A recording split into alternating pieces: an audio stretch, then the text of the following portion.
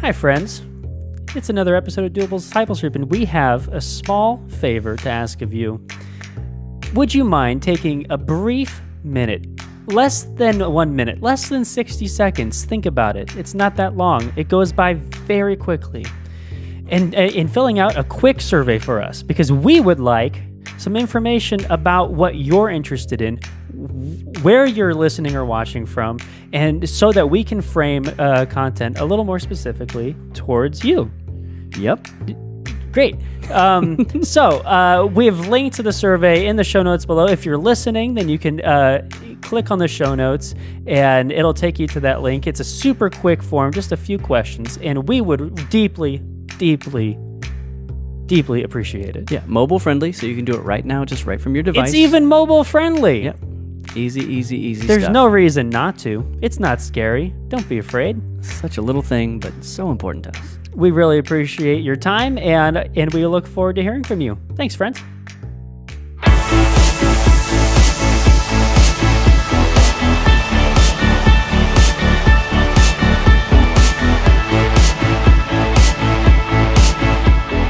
Happy 4th of July.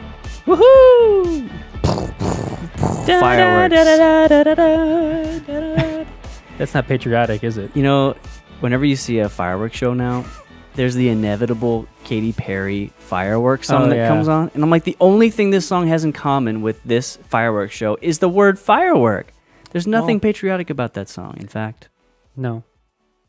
What? I don't have it in fact. Oh, I was like, how can I strengthen what I just said? Can't figure out how. You're going to really make a Doesn't matter. Anyway, hey, please have a safe and wonderful 4th of July, everybody, which is tomorrow from the day this episode goes out. That's true. Yeah. Hey, this is Doable Discipleship. My name's Doug Jones. I'm Jason Wieland. And this is a Saddle by Church podcast and YouTube show designed to help you deepen your friendship with God, or as we like to call it, the show that helps you grow like a burst of a firework.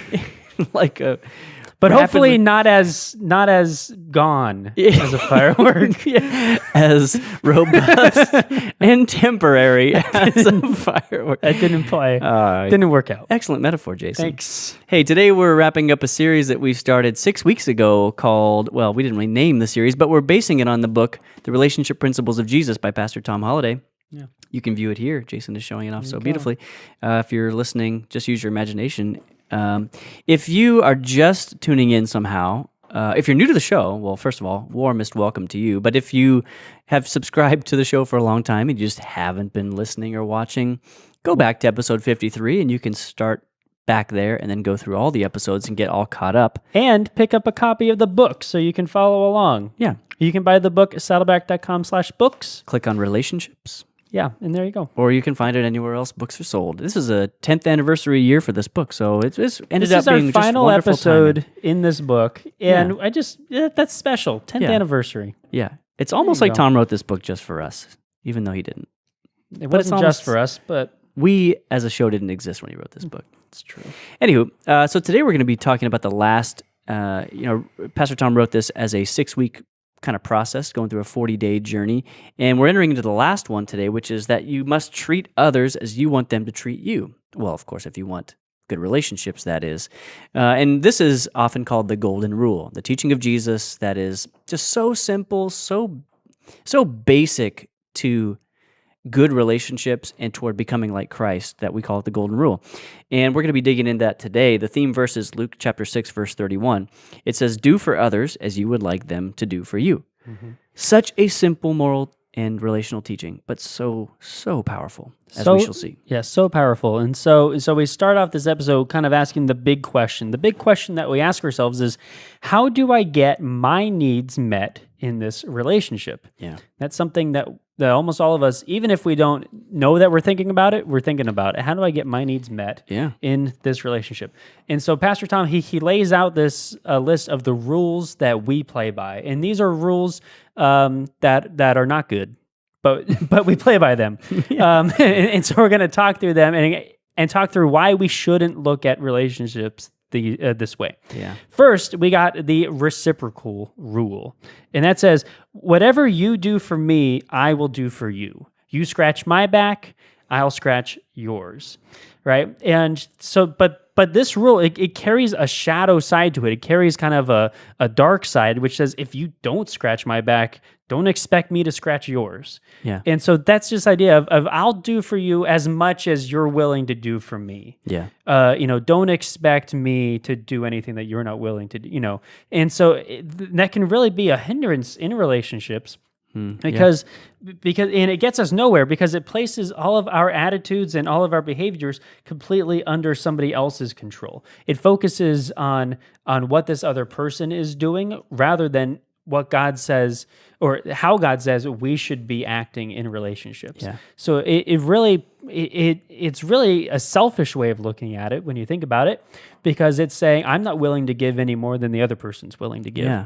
And in relationships, sometimes there are seasons where it can be harder to, for each side to give completely into a relationship. So sometimes you need to give a little bit more in order to help the other person, to encourage the other person, and ultimately to keep that relationship alive and afloat.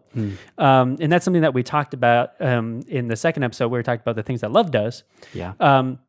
But if we live by this rule of if you scratch my back, I'll scratch yours, then it really comes down to this. I don't really care enough to do anything extra for you, or to go. It's I only care because you're going to do something for me. Yeah. And that's the wrong way to look at it. It's easy.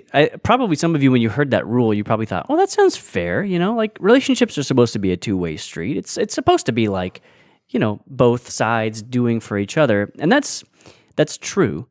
But that misses the point of this rule. The problem here is that by operating under these terms, this fairness idea, you actually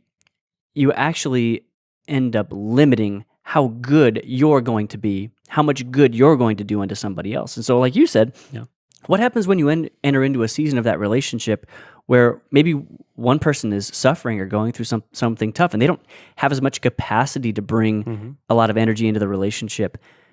Then what's your attitude going to be? Are you going to be the person that says, well, if you're not going to carry your weight, then I'm out of here too? The relationship is thus ended. Yeah. The other way to think of it is, I'm going to go above and beyond. I'm going to stretch my arm a little farther and bridge more of this gap. I'm going to go out of my way to make sure that this relationship is a priority and I care for you, even if, at the very least for a season, you're not going to be extending the same effort back toward me. Which, by the way, is a perfect picture of God's relationship with human beings. I was literally just thinking, imagine if God operated by the reciprocal rule. Oh, dude, we would be up the creek. Yeah, it'd be terrible. Yeah, it just would not work. Let's talk about rule number 2. The reciprocal rule is important. Let's talk about rule number 2. This is called the ricochet rule. Can I just say quickly, I love the spelling of ricochet. Yeah, isn't it? It feels so... I don't know why. It feels so French. It does.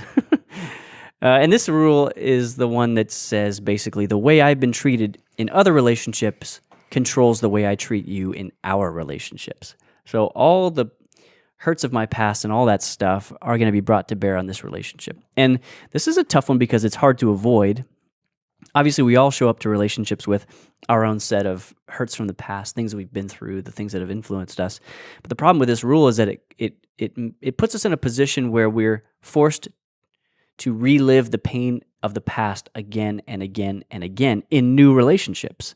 And this is a major problem. It can cause damage to current relationships that might otherwise be healthy. You might have a relationship that's new, that's off to a great start, whether it's a romantic relationship or a friendship relationship or whatever the case may be. You may have a relationship that has really no good reason to fall apart, but may fall apart because you're bringing a lot of past hurt into the relationship, and it's causing you to behave or act out in unhealthy ways in that relationship. And so there's a principle that I heard. I know I don't know who this is ultimately credited to. I've heard John Maxwell talk about this in the past. He's got some interesting stuff on this. But it's called the porcupine principle. And it's this idea that all of us human beings, we live in this world together, and we want to be close to each other. We long to come together. The world and the life that we live, especially in this fallen world, can be a hard thing, a hard place to live. There's a lot of hurt in life, and we want to come together for warmth and connection and comfort and togetherness and community. The problem is that, like porcupines, the closer we get to one another, the more harm we begin to do to each other. And so the porcupine principle is the idea that we all want to come together, but we all have quills. We all have barbs. And when the closer we come together in relationship, the more we can begin to harm one another. And so this sort of back and forth hurting, or the hurt from the past gets carried into new relationships, and it can cause real problems. So this ricochet idea is the hurt that I felt in the past, I'm going to direct out to you through my behaviors in this relationship. And that can be a big issue. I think one thing, before we move on to the next rule, just one really simple thing, this is kind of a pre-doable. If you get a relationship and you're finding that your past hurts are causing damage to that relationship now, it's impacting maybe one or more of your important relationships, there's a couple things that I'd like to recommend. First, go check out Celebrate Recovery here at Saddleback. You can also go to celebraterecovery.com and find Celebrate Recovery ministries all over the world. So get connected in Celebrate Recovery and start working through some of those hurts and hang-ups and habits. Am I saying that right? You said that correct. Oh, good. A second way that you can start working through that stuff is through Saddleback's counseling ministry. A few of our campuses have counseling ministries. Lake Forest has a very big, robust, just really great counseling ministry. Yeah. And you can get info on that by checking out the show notes, which I'll have a link to give you more info there. And we also just want to say, make sure to listen to next week's episode, because we're going to have Pastor Johnny Baker on, who's the pastor of Celebrate Recovery, talking about his new book called The Road to Freedom. Yeah, that's a great thing. That's great. So number 3, the third rule that we live by, we talked about the reciprocal rule, we talked about the ricochet rule, and now we're talking about the hidden motive rule, which says, I act like I'm doing for you, but I'm really doing it to get what I want. Yeah. And it's something we've talked about a few times in this series, but it's mighty important. And it says this might be because it might be the most common rule that we play by in relationships, and that's the I'm going to do something for you, but really it's because I want to get something else out of it. And so what we're talking about is your motive. What we're talking about is your heart underneath. Are you really doing something because you love the other person and are thinking about them and want to serve them? Or are you doing something because you want something in return, or you want to gain in some way? Yeah. Motive is such a big element in talking about the power of relationships, because you're not going to have as strong of relationships as you can if your motives are out of whack. Yeah. As soon as you can turn the corner and really truly just think about what the other person could use or is in need of or would enjoy, then it completely opens up your relationships in whole new ways. True. Because you're not worrying about yourself within it. You're not worrying about, what am I getting? Am I getting that? Am I getting this? It's about thinking totally about the other person. And we can see that in Jesus. Yeah. We can see how he healed people. We can see how he blessed people. We can see how he helped people in need. Yeah. And he wasn't expecting anything else in return. Yeah. In fact, in some cases he said, go and don't tell people I did this. Yeah. Exactly. I think there's a caution here too, because if you fall into this rule, the hidden motive rule, you're going to probably fall into the reciprocal rule too. These are very closely related. Very closely reverse sides. Yeah. One is about what I'm willing to do for you based on what you've done for me. This one is, I'm willing to do this for you, but only because I have the expectation that you will do for me. That's not love, by the way. That is not love. That's self-focus. That's self-centeredness. That's pride. It's not love. So you may see yourself as someone who's constantly doing good for others, but if you were to pull back the veil and look at your motives, you might find a lot of darkness and bugs scurrying around underneath the rocks if you just looked a little more closely. Yeah, and that's kind of is one of the things that we're getting at in this whole series, is we need to take some time to really think about how it is you're approaching your relationships. Of course, I know that there's times when I go in to think, or I do something maybe like, hey, maybe this will happen because, but it's always important then to stop and say, but that doesn't matter. Yeah. If it happens or not, it's at the end of the day, it doesn't matter. I'm still going to do the dishes. Yeah. because it's a good thing for you to for me to do the dishes. I think a few Yeah. weeks ago I used the illustration of Everybody Loves Raymond. You don't just do something because you want to go golfing and you want your wife to say go ahead and go golfing. Well, yeah, and if you begin to behave according to this hidden motive rule, a lot of the time it's not going to pan out the way you think it's going to. You think if I do this, then this is going to happen. But then if it doesn't happen, as it so often doesn't, Yeah. because that's just the reality of relationship and life, and people don't read minds and all that stuff. When it doesn't happen, then that can have a really embittering effect on you. It can have an embittering effect on you. And what can ultimately happen too is that your loved one will start to recognize what's going on. And then anytime you do something, they'll say, what do you want? Yeah. Like, what are you trying to, and that just, it creates this tension. Yeah, it puts both of you on the defensive, where Yeah. neither of you can really trust exactly what the other person is trying to get at. It takes you to a really bad and unpleasant place, Yeah. so you don't want to Don't go there. So look out for these rules. Look out for the reciprocal rule. The I'll scratch your back, you scratch Yeah. mine, and nothing further. The ricochet rule, bouncing all your past into your future relationships and causing problems there. And the hidden motive rule, making sure that you're not doing things with ulterior motives because you're self-focused rather than other-focused. Yeah. So now that we've talked about some of the rules that we tend to play by, let's talk about Jesus' method. Let's look at the good, how we should be doing things. Number 1, he loved sacrificially. Matthew 20:28 says, "For even I, the Son of Man, came here not to be served, but to serve others, and to give my life as a ransom for many." Guys, if Jesus came not to be served, but to serve, don't you think that our goal should not to be served, but to serve? Yeah. Serving others, loving sacrificially, doing for others and not expecting or need anything in return. That's what it means to love sacrificially, because it's giving something without getting something. Right. When we think that way, our need for things, our need for a reciprocal, our need for in return changes. You don't need that anymore. Yeah. You will feel your character will change the more you do this. And I Yeah. think that's an important point in all of this, is as you start to live by these principles that we're talking about, your character will change into towards Christ likeness. Yeah. Because we're talking about how Jesus handled relationships. Right. And that's the goal of discipleship, is to grow and develop Christ-like behavior and character. So your character will change and you might not even know it. But a loved one might say, like, hey, like, you've been really servant-hearted lately. Like, I really appreciate that. Yeah.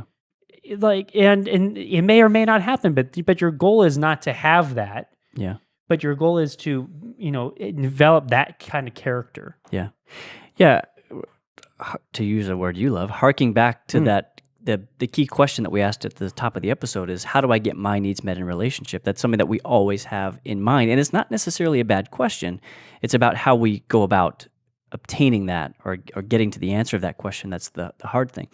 And if we cannot look to God as the source of all that we need in relationship and take on his attitude of service toward others, and we can't have the relationships that we want. But what you just talked about how over time this can be noticed and have a really dramatic effect on relationship is really true. That the golden rule tells us that it is within a community, which the community could be 2 people all the way up to 10 billion people. If you have a community where everybody is obeying this rule, where everybody is treating others as they want to be treated, you have a community where everybody's needs are being met. Whereas if you have a community where everyone is focused on themselves, nobody's needs get met, because all it is brutal competition, everyone trying to get what they want and what they need. So Jesus is telling us not just a way for us to be individually, but the way that he wants his family to behave, and the way that we get our needs met similarly to some of the other things that he taught us, which seem so counterintuitive. The way to get your needs met is to seek to meet the needs of others and to build that kind of community. All right, so Jesus loved sacrificially. Secondly, and this is a hard one, he loved his enemies. Hate to break it to you. Luke 23:33 through 34. Can't believe I said that and didn't messed that up. That was Luke impressive. 23. It says, finally, they came to the place called the Skull, or sometimes called Golgotha or Golgotha, depending on your pronunciation. All three were crucified there, Jesus and the two thieves, if you're wondering who. Jesus on the center cross, and the two criminals on either side. Jesus said, "Forgive these people, for they don't know what they're doing." And the soldiers gambled for his clothes by throwing dice. I included this verse because I want you to hear this powerful contrast that's going on. Jesus is praying, asking his Father to forgive these men who were nailing him to a cross, having committed no crime. Simultaneously, the men he's praying for are gaming for his clothes, gambling away his possessions. So you have this real strong, I'm going to use the word juxtaposition here, of Jesus laying down his life in this ultimate sacrifice. While doing that, and in searing, unthinkable pain, is calling out, asking for forgiveness for the people who are inflicting that pain upon him. And while he's doing that, the men he's praying for and who are inflicting this pain on him are at play. Mm-hmm. It is a really stark picture of the kind of love that Jesus had. It is hard to, it's impossible to put into words the incredible contrast that's going on here. Jesus' love for his enemies is manifested here, I think, more clearly than anywhere else, because it was in his moment of pain at their hands that he said this prayer for them, though they couldn't receive it and didn't realize what a profound thing was happening. But Jesus not only taught us to love his enemies, but he modeled it personally in a way that is far beyond what any of us will ever have to endure. So he loved his enemies, and if we want to be like him, we've got to learn to do the very same thing, which we'll expand on that in a few minutes. But So true. we'll leave that there for now, unless you want to add to it. No, that's great. Number 3 says, he loved people despite their imperfections. And we see this in Romans 5:6-8. It says, when we were utterly helpless, Christ came at just the right time and died for us sinners. Now, most people would not be willing to die for an upright person, though someone might perhaps be willing to die for a person who is especially good. But if God showed his great love for us by sending Christ to die for us while we were still sinners, there's something that's so powerful here, and not just looking at what Christ did for us and knowing that we were far, far, far from perfect, and yet he wanted to save us. He died for us. But as we look at that and taking that principle and putting into our relationships, the key is people don't have to be perfect for you to still love them. Because nobody's perfect, so you would be loving nobody. And guess what? You're not perfect. So and you want people to love you. So we can still love each other despite our imperfections. And Christ proved that, is he loves us despite our imperfections. And guys, in all three of these, if you're a parent, do you want your kids to love sacrificially? Do you want your kids to love his enemies? And do you want kids to love other people despite their imperfections?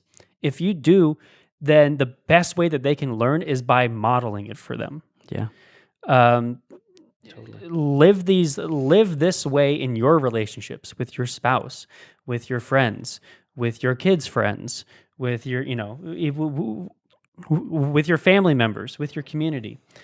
In order to help the next generation live this way, it works best by being an example and a model of that stuff. Totally. Yeah, that's a great point. What I love here is that Jesus made his sacrifice in advance. That Jesus did this incredible act of sacrifice and this expression of love to people despite their imperfections in advance. So before anyone committed to receiving this gift, Jesus offered it. Mm-hmm. And this is like the antithesis of the reciprocal rule. Jesus said, I'm going to love you without regard for how you will. Yeah, it's not like he choose went to around love and me. took a poll asking who's gonna, you Yeah. know, give their lives to me, and if I hit a certain quota, and Yeah, no, I signed this petition, and then I'll exactly. no. Yeah, he did it because it it's was well. amazing. He said because it was the will of his Father, Yeah. and because he just loved people, Mhm. just boundlessly. Yeah. We can learn from him greatly here. Mhm. So how do we become like him? We'll just cover 3 quick points, and then we'll head on to some doables. First is, if you want to be like Jesus, you got to serve others without demanding payment in return. So you've got to choose to love other people without regard for how they may or may not reciprocate that love back to you. Because true love, the only love that's really worth being called love in any biblical sense, is love that doesn't have strings attached. So you've got to come to the point where you're willing to love others even if they never love you in kind in return. Look at what Luke chapter 6, verses 32 through 35 says. This is Jesus teaching. He says, "If you love only those who love you, why should you get credit for that? Even sinners love those who love them. And if you do good only to those who do good to you, why should you get credit? Even sinners do that much. And if you lend money only to those who can repay you, why should you get credit? Even sinners will lend to other sinners for a full return. Love your enemies. Do good to them. Lend to them without expecting to be repaid. Then your reward from heaven will be very great, and you will truly be acting as children of the Most High, for He is kind to those who are unthankful and wicked." There's another passage that I love that says, God causes the rain to fall on both the righteous and the unrighteous. He causes the sun to shine on both the righteous and the unrighteous. God's love is democratic in the sense that He offers it to all. There's no caveat on that. And if we want to be like Him, we have to learn to love people even if they're not going to love us in the same way. How about the next one? Yeah, our second way in how we become like him is to be kind and pray for those who mistreat you. We see this in Matthew 5:43 through 44 says, "You have heard that the law of Moses says, 'Love your neighbor and hate your enemy.' But I say, love your enemies. Pray for those who persecute you." Is that something you do? Is that something that you've ever done before? Have you taken the time and prayed for somebody who hurt you?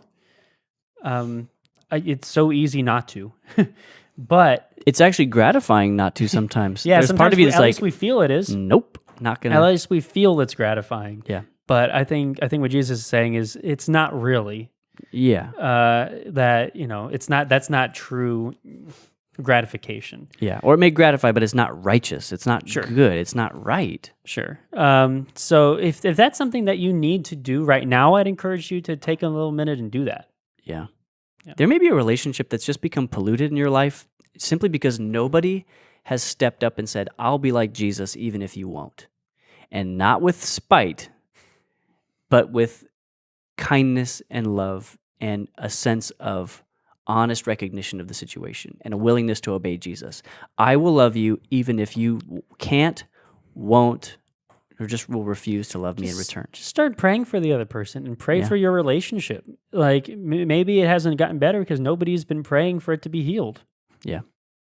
I would caution you, the way to start loving that person, regardless of whether they love you, is not to tell them, I'm going to Yes. love you even if you don't love me back, because that's going to come across in a very unpleasant and unproductive way. But I think you know what I'm saying here. All right, so serve others without demanding payment. Be kind and pray for those who mistreat you. And third, I love this last one that Tom gives.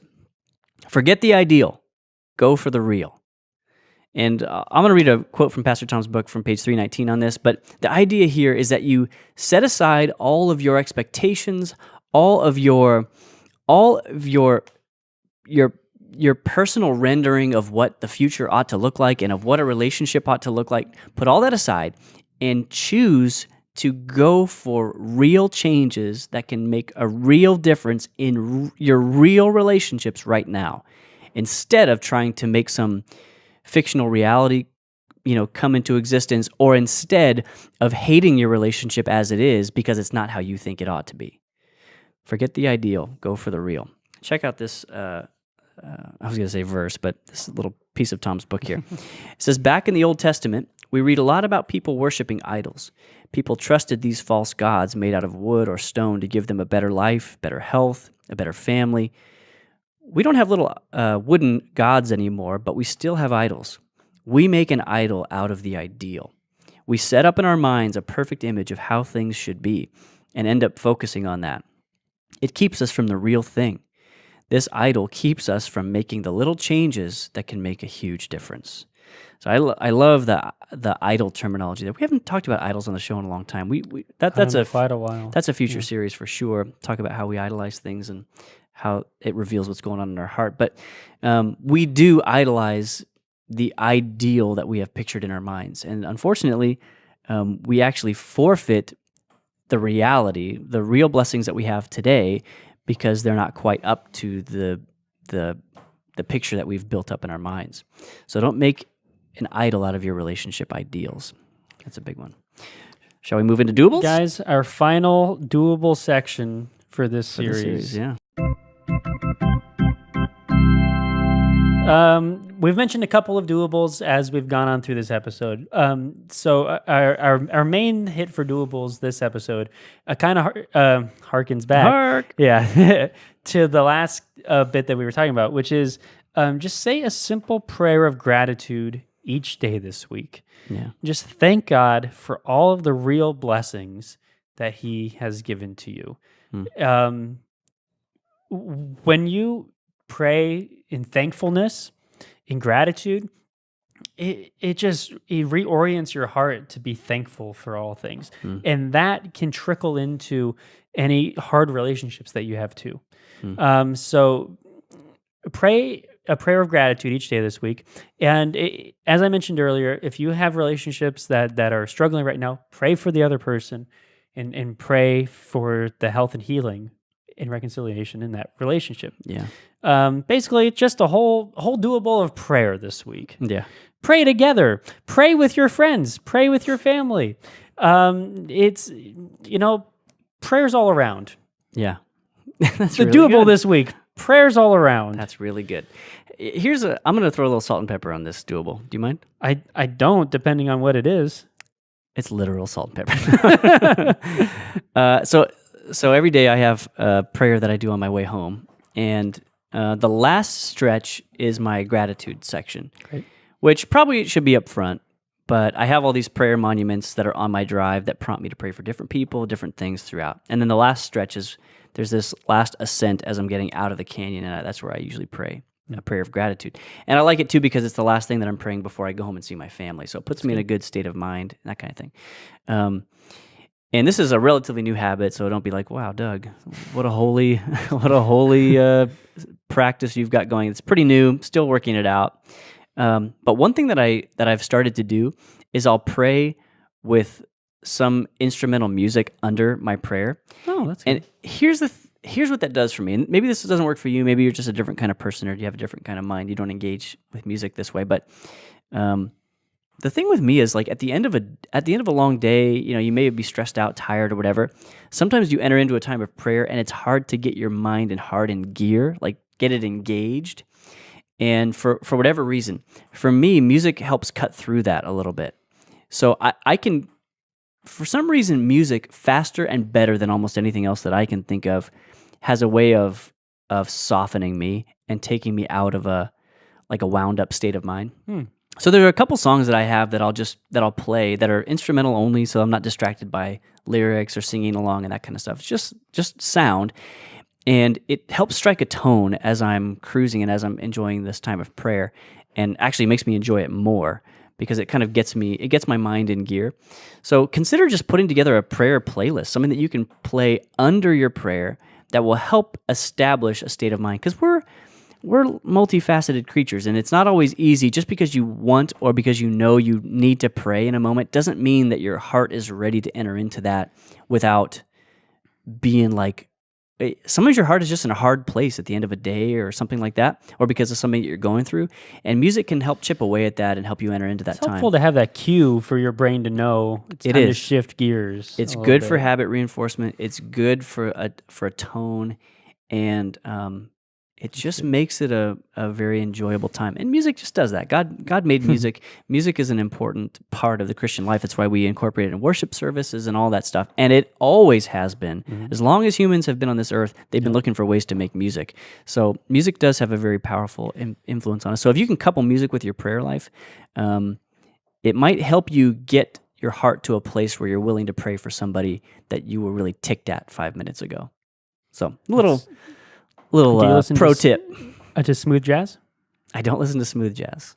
Kenny G? I'll link in the show notes one of the songs that I like to use. A little special treat. It's a little Spotify link. A little special treat to end the series. Hope you enjoy. All right, everybody. I think we'll leave it there. We've given you enough to think about through this series. Please join us next week for a great, fun conversation with Johnny Baker. It's going to be really great. We're going to kick off his new book, which is just dropped. That's going to be very, very enjoyable. And then we'll be back for a hot new series after we finish that one up. Anticipation. Should we tell them what it's about? Let's just say maybe you've heard some things. Maybe they weren't all true. Ooh, that is a tease. Does that work? I like that. Okay. Yeah, I'm not even going to elaborate. Stew on that. We'll start that in 2 weeks. Next week's Johnny Baker. Have a great week. We love you. Thanks for watching. Thanks for listening. If you're a podcast listener and you enjoyed this episode, consider giving us a rating or a review on iTunes. If you do, you'll help other people find us in the future. And if you're thinking, hey, listening's great, but is there a way I can watch these episodes? Yeah, there is. Subscribe to the Saddleback Church YouTube channel for video versions of these conversations, plus lots of other video content. And if you're already watching us on YouTube, subscribe to the podcast so you can listen in the car or wherever else you go. Lastly, you can always get in touch with us by emailing maturity@saddleback.com. Send us your thoughts, send us your questions, your Bible questions, your life questions, whatever. Who knows? Your question just might inspire an upcoming episode. Thanks again for tuning into Doable Discipleship. I'm Doug Jones, and I hope you'll join us again next week.